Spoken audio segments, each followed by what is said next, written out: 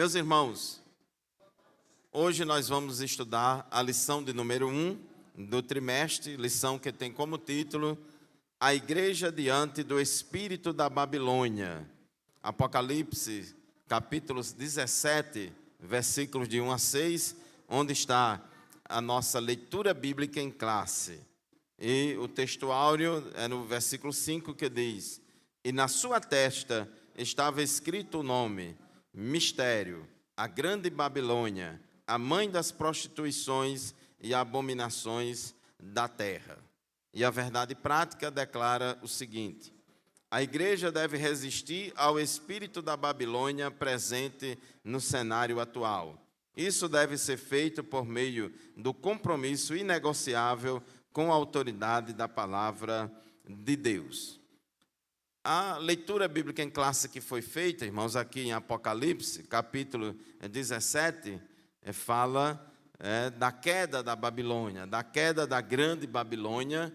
E para início de estudo, na nossa lição de hoje, a gente vai aprender que Babilônia aqui não está se referindo àquela cidade-estado lá da época do Antigo Testamento, que ficava ali na região da Mesopotâmia.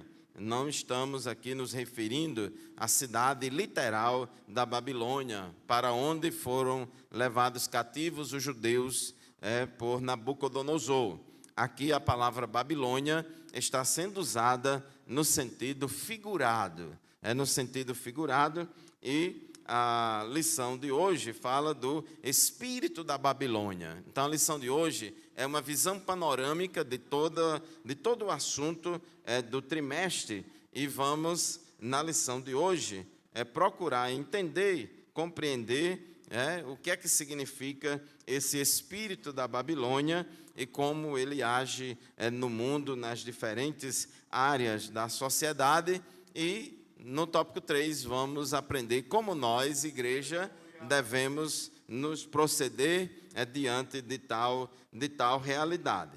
Aqui, irmãos, no capítulo 17 de Apocalipse, conforme está aqui no tópico 1 da nossa lição, narra o fato aqui de uma grande prostituta montada na besta, né? Essa palavra besta, alguns falam aí besta-fera, é uma descrição, é uma alusão a um animal selvagem e feroz. Os irmãos sabem que a literatura apocalíptica, ela é cheia de símbolos, cheia de figuras de linguagem, e essa besta que leva montada nela essa grande prostituta, essa mulher prostituta que é a Babilônia, ela vai atuar, ela já atua no mundo há muito tempo. Essa mulher, essa prostituta, esse espírito da Babilônia já atua na terra desde muito tempo, mas a sua atuação vai se intensificar cada vez mais, que se aproxima a volta de Jesus. E o interessante, irmãos, que isso já vem desde os primórdios lá do livro de Gênesis. A geração antediluviana, Deus destruiu ela, só escapou Noé e sua família por causa do pecado daquele povo que se avolumou sobre a terra, principalmente a violência, como também outros pecados, e Deus destruiu por meio do dilúvio. E depois disso, irmãos, a geração, descendência de Noé, começou a se multiplicar na terra, mas os homens inventaram de se organizar. Os homens se organizaram numa ação orquestrada, combinada, sistêmica, para poder se opor a Deus. Tiveram uma ideia de construir uma grande torre, a chamada Torre de Babel. E o objetivo era que aquela torre fosse tão alta, tão grande, que chegasse até o céu, e que eles queriam ser fortes e poderosos na terra. Era uma demonstração de poder, de arrogância e de enfrentamento e de afronta ao Deus que criou os céus e a terra e ao Deus que tinha mandado o dilúvio. Então, esse espírito da Babilônia que cada vez mais, nos dias atuais e até a volta de Jesus vai cada vez mais atuar no mundo, ele já atua no mundo, ele já está no mundo há muito tempo, E lá na Torre de Babel, a gente já vê essa ação orquestrada, organizada, sistêmica, dos homens se organizando para viverem não somente longe de Deus, mas viverem uma vida contra Deus. Então, a Bíblia mostra, irmãos, no capítulo 17, anuncia que essa grande Babilônia vai cair. Ela vai cair, e no capítulo 19 de Apocalipse, nós vemos Jesus voltando do céu com poder e grande glória, e aí destrói todos os reinos deste mundo. É aquela pedra lançada sem mãos, que bate lá nos pés da estátua lá de Daniel, e desfaz, torna em pó todos os reis e poderes da terra, e a partir dali aquela pedra cresce, e aquela pedra ali que cresce, que vai destruir todos os reinos do mundo, é o reino de Deus, é Jesus implantando o milênio aqui na terra. Então é muito importante a gente entender, irmãos, que nenhum de nós e nem a igreja coletivamente vai impedir a existência e o avanço desse espírito da Babilônia. Não pense que você, que a igreja, pode fazer alguma coisa no mundo que vai parar ou deter, porque não vai. Porque a Bíblia diz que vai cada vez mais ficar pior. Ela vai, irmãos, inclusive, foi lido aqui, que esse espírito da Babilônia, a mulher montada na besta, ela vai perseguir, versículo 6, e vi que a mulher estava embriagada do sangue dos santos e do sangue das testemunhas de Jesus. Não tem como deter. A Bíblia já profetizou que ela vai cada vez mais atuar no mundo, e só vai ser detida, essa Babilônia só vai ser detida por Jesus Cristo, lá no Apocalipse capítulo 19. Então observe que é por uma ação direta de Cristo que virá do céu com poder e grande glória, e com o sopro da sua boca, e o resplendor da sua vinda, vai lançar o anticristo e o falso profeta no lago de fogo e enxofre, e dar um basta em todos os reinos e poderes terrenos, e assim Jesus vai implantar o reino de Deus, o milênio aqui na terra. Agora, irmãos, não é porque a gente não pode deter o avanço do espírito da Babilônia que a gente tenha que concordar ou ser conivente com o espírito da Babilônia, ou dar uma forcinha, ou dar um empurrãozinho para que o espírito da Babilônia cada vez mais avance. Então a gente tem que ter cuidado, ter equilíbrio nesse sentido aí. Então nós vemos aqui nos versículos 1 e 2 dessa leitura de capítulo 17 de Apocalipse, que essa mulher, ela é descrita como uma grande prostituta. Inclusive nessa leitura tem muitos termos: prostituta, prostituir-se, prostituição. Essa palavra prostituição no grego é porneia. Porneia no grego significa toda e qualquer conduta sexual ilícita. Em outras palavras, significa imoralidade sexual. Imoralidade sexual. Porque Deus criou o sexo, Deus criou o homem, criou a mulher, e Deus criou um padrão de conduta sexual que Ele espera de todas as pessoas. Então, qualquer conduta que foge o projeto original de Deus, que é a vida sexual ativa dentro do casamento, então isso aí é considerado, de modo geral, porneia, ou seja, prostituição e imoralidade sexual, embora existe várias porneias específicas ou imoralidades sexuais específicas, como fornicação, adultério, bestialidade, prática homossexual e assim por diante, Existem várias porneias. Então, aqui fala muito de que essa mulher, essa grande prostituta, e isso aqui, irmãos, tanto é uma alusão a questão da imoralidade sexual, que cada vez mais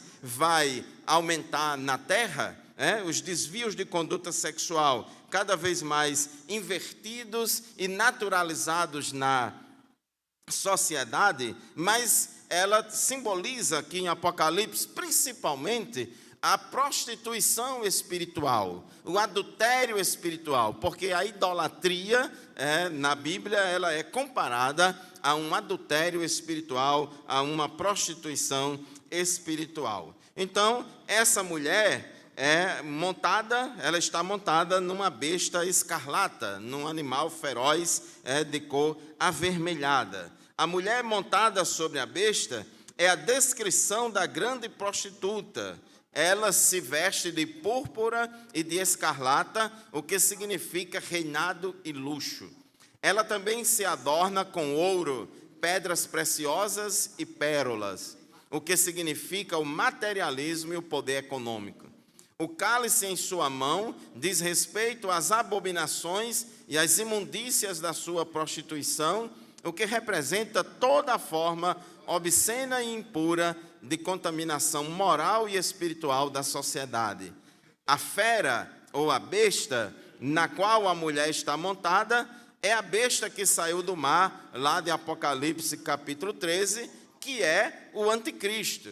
O anticristo, irmãos, vai ser um homem. O anticristo vai ser um ser humano, uma pessoa investida de muita inspiração satânica, que vai ser um instrumento de Satanás que vai liderar aqui na terra muitas nações para se opor contra Deus e contra tudo o que é de Deus. Então, o anticristo, pelo poder de Satanás, faz oposição a Jesus e ao povo de Jesus e à igreja de Jesus. Ele profere blasfêmias em consciente repulsa ao senhorio de Cristo. Suas 7 cabeças e 10 chifres simbolizam os poderes do mundo e sua força política.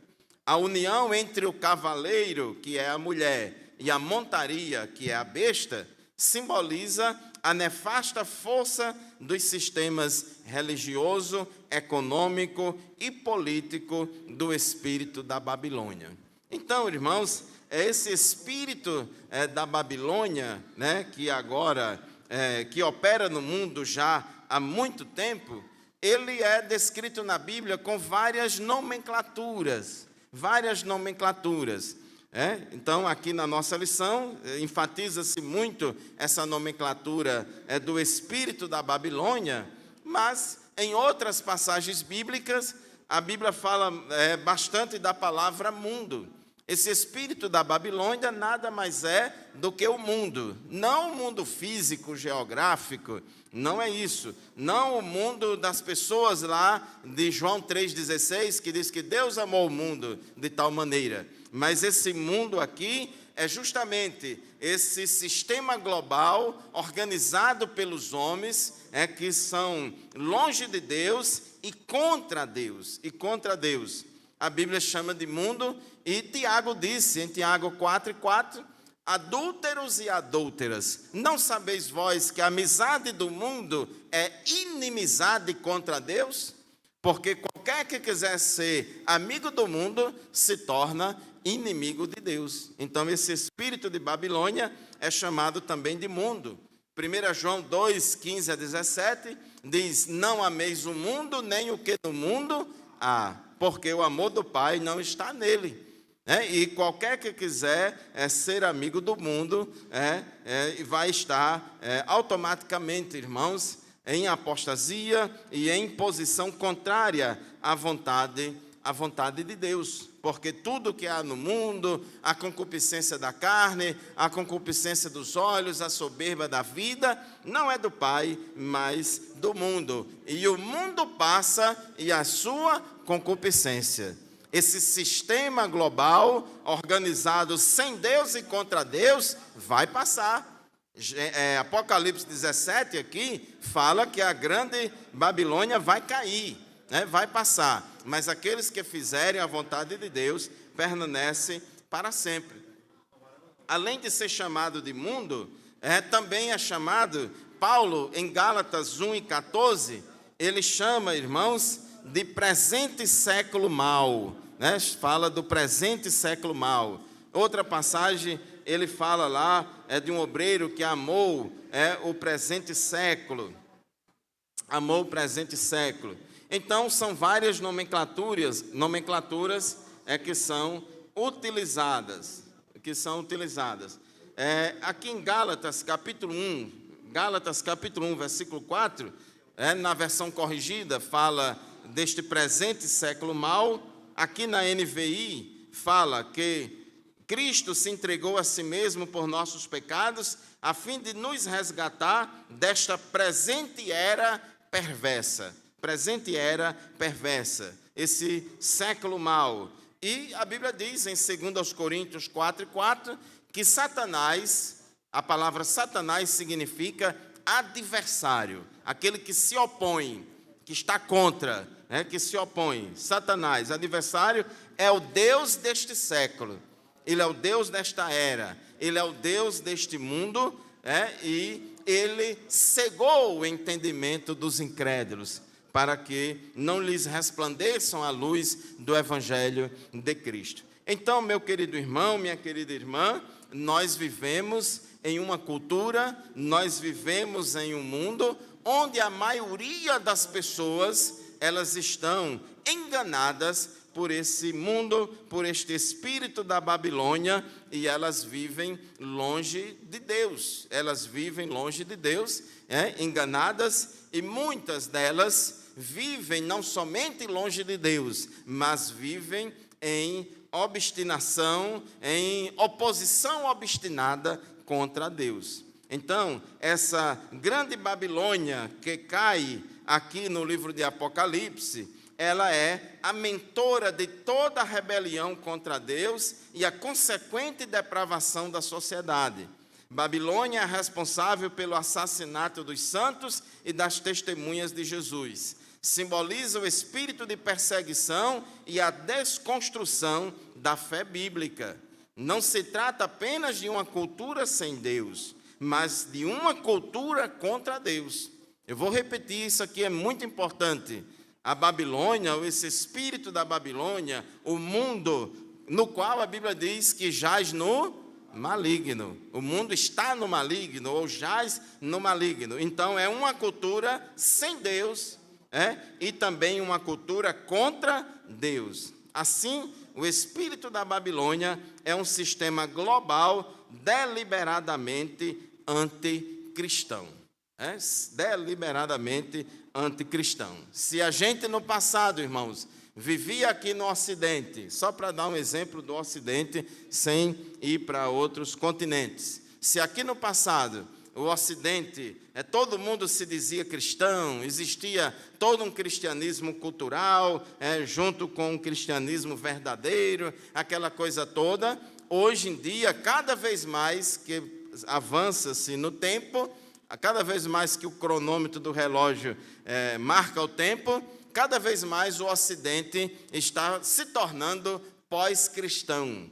A Europa já está totalmente pós-cristã. Nos Estados Unidos também. No Brasil, na América Latina, cada vez mais aumenta o número de pessoas que não confessam nenhuma religião, que são agnósticos, que são ateus, e muitos que se confessam anticristãos, né?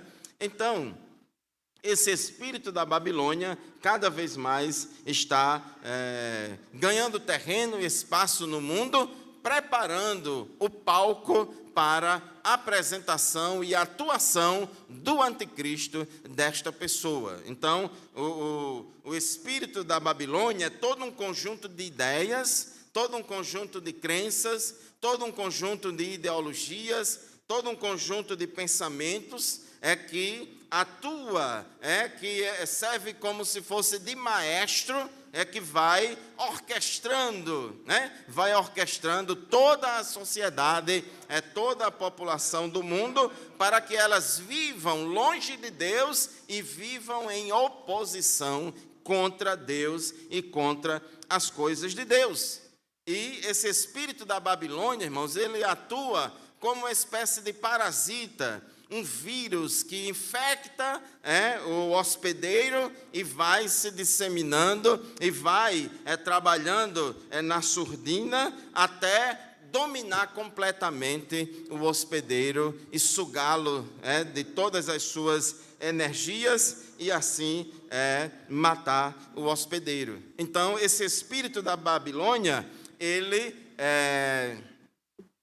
aparelhou, por assim dizer, toda a sociedade nos campos religioso, político, cultural e econômico. Todos os setores da sociedade têm sido influenciados por esse espírito da Babilônia.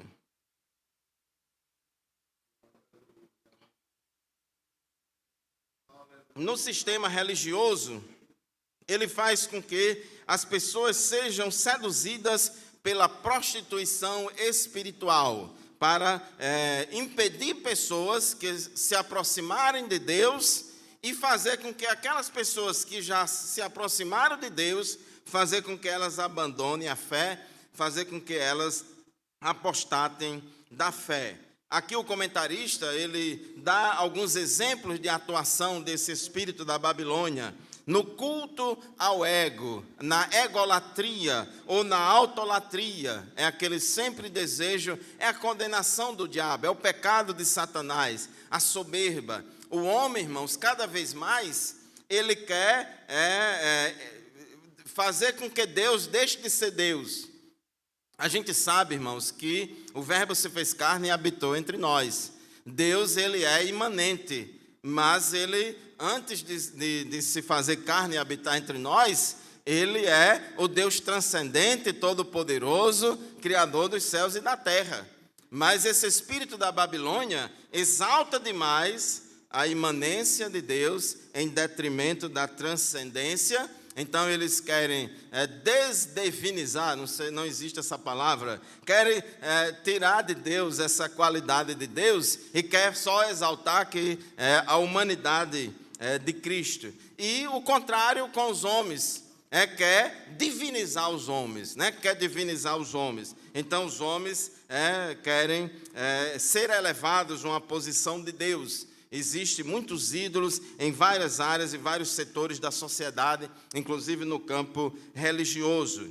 O argumento de liberdade estimula a devassidão por meio do afrouxamento moral. É proibido proibir, qualquer igreja, qualquer grupo religioso que tem doutrina, isso aí está errado, isso aí é visto com muita ojeriza. A palavra ortodoxia é uma palavra proibida, porque é proibido proibir. Então, se manifesta também por meio do ecumenismo doutrinário, do relativismo, que tudo é relativizado, não há verdade absoluta, cada um constrói a sua verdade, cada um tem a sua verdade, porque isso aí, irmãos, é uma coisa muito sutil.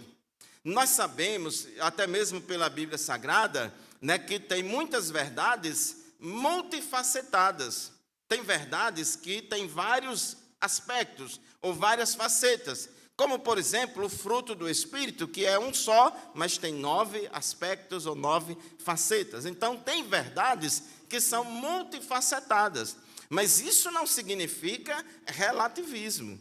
Isso não significa relativismo, que a gente vai criar uma outra verdade. Não, temos que ter cuidado. O humanismo, o sincretismo religioso, todas são formas de apresentação do espírito do anticristo, de atuação dele no sistema religioso. Então, tudo passa a ser permitido e a verdade é desconstruída. Em consequência disso, a igreja verdadeira é brutalmente perseguida. Cada vez mais, irmãos, os cristãos ortodoxos, cada vez mais os cristãos bíblicos, que se conservam fiéis à palavra de Deus, vão ser cada vez mais perseguidos. E a perseguição muito grande daqueles cristãos apóstatas. porque muitos cristãos vão se apostatar da fé e vão se tornar um dos maiores perseguidores dos cristãos verdadeiros, né? E vão atuar. Então, Jesus já alertou sobre isso em Mateus 24:9, por exemplo, dizendo, né, que vocês serão odiados por todas as nações por causa do meu nome ou por minha causa. Então, vamos ser taxados de fundamentalistas, vamos ser taxados de retrógrados, vamos ser taxados de reacionários e assim por diante, né? Vão estigmatizar os cristãos verdadeiros e a igreja verdadeira com os adjetivos piores que tem. Esse sistema da Babilônia, além de atuar no campo religioso, atua também no campo político e cultural. Ele se apropria, irmãos, dos formadores de opinião. Os formadores de opinião de pessoas que estão em posição de influenciar, pessoas que estão em posição de poder e de influência. Então, ele vai se disseminando em todo o sistema educacional, para aparelhar o sistema educacional e fazer a cabeça de professores, de pedagogos, né, para poder ir ensinando os valores desse reino da Babilônia, diferente dos valores do reino de Deus. Vai também aparelhando os meios de comunicação, os jornalistas, formadores de opinião, líderes digitais, influências, como diz a nomenclatura aí moderna, pessoas que têm poder de influenciar, pessoas que são líderes, que vão atuar, artistas, pessoas que vão atuar na cultura. A produção cultural, ela é totalmente colocada a serviço de propagar os valores desse espírito da Babilônia. Também no campo político, em todas as áreas, executivo, legislativo, judiciário, em todos os setores da sociedade, esse espírito da Babilônia vai se alastrando, colocando seus tentáculos para poder, cada vez mais, como um parasita, tomar de conta do hospedeiro. E assim, meus amados irmãos, a verdade é relativizada, a ortodoxia bíblica é combatida, os valores do reino de Deus são deixados de lado e são exaltados os valores deste mundo. Além de atuar no sistema político, religioso, cultural, educacional, também atua no sistema econômico, tem que ter poder econômico para conseguir tudo isso, né? Então, se avoluma cada vez mais, a Bíblia diz que nos últimos tempos os homens serão amantes do dinheiro, amantes do dinheiro, serão avarentos, né? E vão, por meio da ganância, cada vez mais se apropriar da riqueza, do dinheiro e colocar aquele dinheiro a serviço de projetos pessoais, de poder, de dominação, de opressão e de propagação dos valores do espírito da Babilônia. Então, meus irmãos, diante deste cenário, qual é a posição da igreja diante do espírito da Babilônia? Que é o tópico 3 da nossa lição. Reafirmo mais uma vez o que eu disse no início. Não há como impedirmos o avanço do espírito da Babilônia. Está profetizado na Bíblia,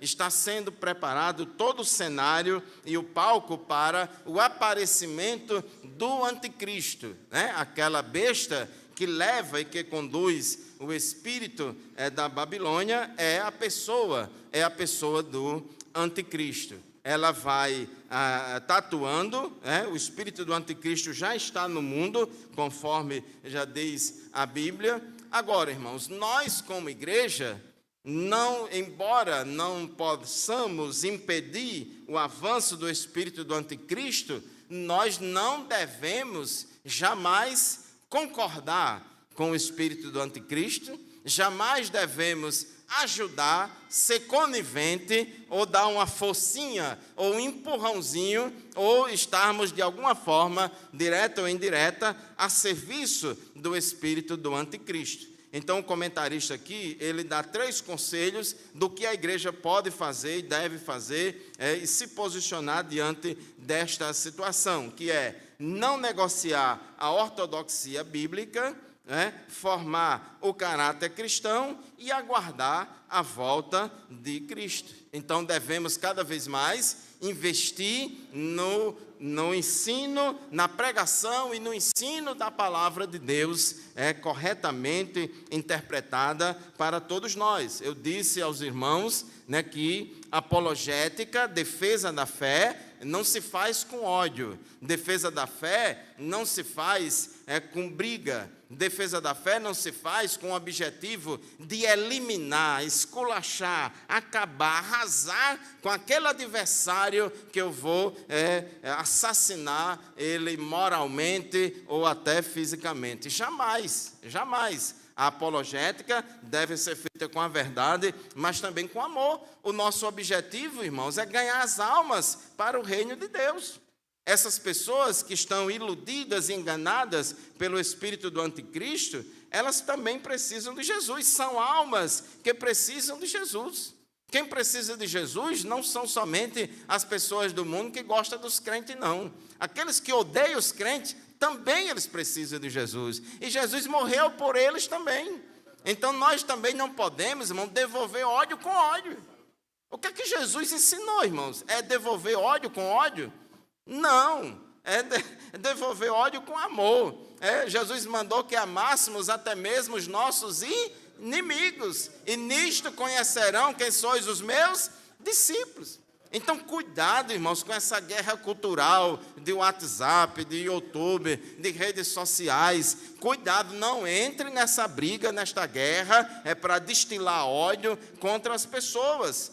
A Bíblia, irmãos, a igreja é um farol, está aqui na capa da revista, é um farol que tem que ter luz, projetando a verdade e o amor nesta sociedade, irmãos, relativista, que vive longe da verdade e desprovida de amor. Então, 1 Pedro, capítulo 3, versículo 15 e 16, tem aqui a receita da apologética da igreja. O que é que a igreja deve fazer diante do espírito da Babilônia? Vamos ler aqui. 1 Pedro, capítulo 3, versículo 15 e 16. Só lembrando, irmãos, que quando Pedro escreveu essa igreja, escreveu a sua primeira epístola, o objetivo dessa epístola é pastoral, tendo em vista animar, consolar aqueles cristãos que viviam sendo perseguidos pelo Império Romano. Os cristãos viviam perseguidos pelo Império Romano e Pedro escreveu essa epístola para consolá-los e animá-los. Então diz assim, 1 Pedro 3,15. Eu vou ler aqui na NVI, que eu gostei mais ainda dessa tradução para estes versículos. Diz assim: antes santifiquem Cristo como Senhor em seu coração. Então, seja crente fiel, fiel ao Evangelho e fiel a Cristo. Que Cristo seja o Senhor da nossa vida. Estejam sempre preparados para responder a qualquer pessoa que lhes pedir a razão da esperança que há em vocês. A gente deve estar sempre preparados na palavra, irmãos, para responder. A gente, irmãos, está vivendo uma transição, uma mudança muito grande. Antigamente a gente ia evangelizar, a gente só falava e o pecador não ouvia nada, e a gente fazia o apelo, o pecador não perguntava nada. A gente fazia o apelo, quem quisesse ser crente levantava a mão, quem não quiser não levanta a mão e vamos para frente. Hoje em dia não é mais assim não. Hoje em dia não é mais assim não. A gente vai pregar o evangelho, irmãos, eles querem perguntar muito mais do que a gente falar. Às vezes, no diálogo da evangelização pessoal, você vai numa casa lá, boa tarde e tal, eu queria falar da palavra de Deus para você, pois não e tal. As pessoas hoje mal deixam a gente falar. Eles querem falar e fala da igreja, fala do pastor, fala da irmã, fala do irmão, fala da congregação, fala de político A, fala de político B, de líder evangélico X, de líder evangélico Y, e aí você tem que fazer o quê, irmãos? O que é que você tem que fazer? Estar sempre preparados para responder a qualquer pessoa que lhes pedir a razão da esperança que há em vocês. Então, Então, estude a Bíblia, venha para a doutrina, venha para a escola dominical, para poder, você não está falando besteira aí. Porque se a gente for falar besteira, irmão, lá no mundo, a gente vai perder a moral, a credibilidade, e eles não vão mais ouvir a gente. Nós temos a maior mensagem do mundo, que é o Evangelho, mas se a gente fechar as portas, eles não vão ouvir. Então, o proclamador do Evangelho, o pregador do Evangelho, ele tem que ter a mensagem correta, que é o Evangelho. Isso é fundamental. Mas ele também, irmãos, não pode fechar as portas. Ele tem que ser ouvido. Se as pessoas não ouvirem ele vai pregar para as pedras. Então, ele diz assim, tem que estar preparado para dar razão da esperança que há em vós. Versículo 16. Contudo, porém, entretanto, todavia, façam isso com quê? Com mansidão e respeito, conservando boa consciência, de forma que os que falam maldosamente contra o bom procedimento de vocês, porque estão em Cristo, fiquem envergonhados de suas calúnias. Então, nós somos caluniados, nós somos perseguidos, mas o que é que a gente vai fazer, irmãos? A gente vai falar, vai exercer a apologética, a defesa da fé, vamos evangelizar, mas eles façam isso com mansidão, não é com espírito beligerante, belicoso. Irmãos, tem pessoas que vai falar e defender os princípios cristãos, destila ódio no seu coração, nos seus olhos, nas suas feições, nos seus gestos. Eu lembro só de Paulo, de Saulo de Tarso. Não era só Saulo de Tarso. Todos os judeus da sinagoga lá, dos libertos ou libertinos, que estavam ouvindo Estevão pregar, eles destilavam ódio, rangiam dentes contra Estevão, né? Paulo respirava ameaças contra a igreja de Deus. Então, devemos responder de que jeito, irmãos? Com mansidão, com mansidão. O fato da gente conhecer e estar na ortodoxia não nos dá o direito, irmãos, de ser arengueiro, não dá o direito de sermos violentos com ninguém, né? Então, diz aqui, com mansidão e respeito. Porque, irmãos, quando a gente desrespeita as pessoas, lembre-se que todas as pessoas são pessoas feitas à imagem e semelhança de Deus, ainda que elas sejam incrédulas, mas são pessoas humanas à imagem e semelhança de Deus. Então, temos que responder com mansidão e respeito, conservando boa consciência, de forma que os que falam maldosamente contra o bom procedimento de vocês, porque estão em Cristo, fiquem envergonhados. Então, você não vai convencer ninguém só com bons argumentos. Tem que ter bons argumentos, boa ortodoxia bíblica, tem que falar com amor, com respeito, com mansidão, e também tem que entender, irmãos, que é o Espírito Santo quem convence o pecador do pecado, da justiça e do juízo. Não temos, irmãos, o poder de enfiar a fé genuína na cabeça, no coração de ninguém.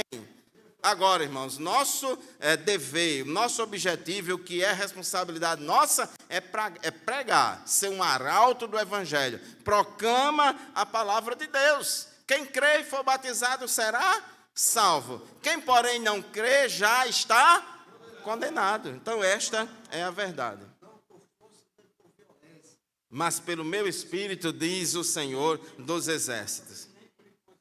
E nem por imposição, né, irmãos? Então, a fé genuína não se impõe a ninguém. A fé genuína, ninguém tem condição de impor a ninguém. Então, eu vou terminar, porque as horas são avançadas, mas eu gostaria de terminar lendo aqui João capítulo 15, versículo 18 a 20, que diz assim: se o mundo os odeia, o que é mundo aqui, irmãos? O espírito da Babilônia. Se o mundo os odeia, tenham em mente que antes me odiou. Ele odeia você porque antes já odiou a Cristo. Se vocês pertencessem ao mundo, ele os amaria como se fosse dele. Você é crente fiel, você não faz parte, irmão, deste mundo, não.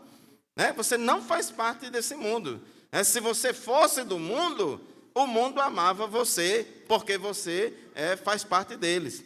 Todavia, vocês não são do mundo. Vocês não são do mundo, mas eu os escolhi, tirando-os do mundo. Por isso o mundo os odeia. Então é normal, irmãos. Agora, só é triste, irmãos, quando o mundo odeia um crente por causa de mau testemunho. É triste quando o mundo odeia uma igreja por causa de mau testemunho desta igreja. Jesus disse, bem-aventurados sois vós, quando vos injuriarem, vos perseguirem e mentindo, disserem todo mal contra vós por minha causa. Nem todo mundo está sendo perseguido por causa de Cristo e nem por causa do Evangelho, mas é por maus procedimentos estão sendo perseguidos. Então, irmãos, todavia vocês não são do mundo, mas eu os escolhi tirando-os do mundo, por isso o mundo os odeia. Lembrem-se das palavras que eu lhes disse, nenhum escravo é maior do que o seu senhor. Se me perseguiram, também perseguirão vocês. Então, meu querido irmão, minha querida irmã, então é normal, a perseguição vai acontecer, ninguém vai deter o avanço do espírito da Babilônia, mas eu digo a você uma coisa, aquele que é santo, santifique-se mais ainda. Seja fiel a Deus, fiel à palavra de Deus, viva o Evangelho, não negocie os princípios fundamentais da palavra de Deus com ninguém. Embora que você corra o risco de ser cancelado no seu trabalho, embora você corra o risco de ser cancelado na escola, na universidade, nas redes sociais, na sua família, mas pague o preço por ser fiel. E a Bíblia diz, seja fiel ainda que morra, seja fiel ainda que tenha que morrer, e dar-te-ei a coroa da vida. Deus abençoe a todos em nome de Jesus.